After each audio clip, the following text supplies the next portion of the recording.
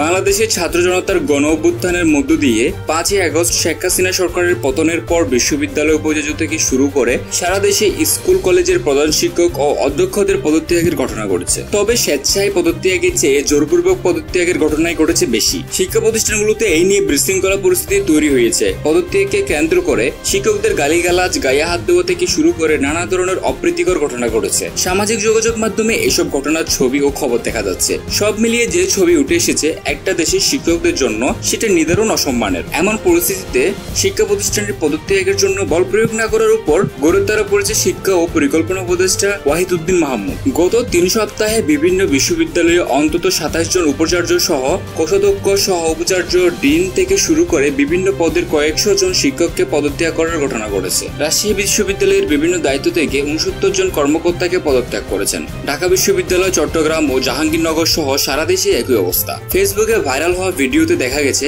প্রধান শিক্ষকের কক্ষে ঢুকে চেয়ার থেকে নামাতে ও পদত্যাগ স্বাক্ষর করাতে জোরাজুরি করছে একদল শিক্ষার্থী। এক পর্যায়ে শিক্ষিকা জোরাজুরি করা এক শিক্ষার্থীকে চড় মারেন। তবুও শিক্ষার্থীরা তাকে চেয়ার থেকে নামানোর চেষ্টা চালিয়ে যায়। এই নিয়ে শুরু হয় উত্তেজনা। ঘটনাটি ঘটেছে জামালপুরের সরিষাবাড়ী উপজেলার সালামা খাতুন বালিকা উচ্চ বিদ্যালয়ে। সারা দেশে চলমান এই সংকটের সমাধানে শিক্ষা উপদেষ্টা ওয়াহিদউদ্দিন মাহমুদ গত 25শে আগস্ট বলেন, সরকারি প্রতিষ্ঠানের শিক্ষক ও কর্মচারীদের নিয়মবিধি অনুসারে পদায়ন ও বদলি করা হয়।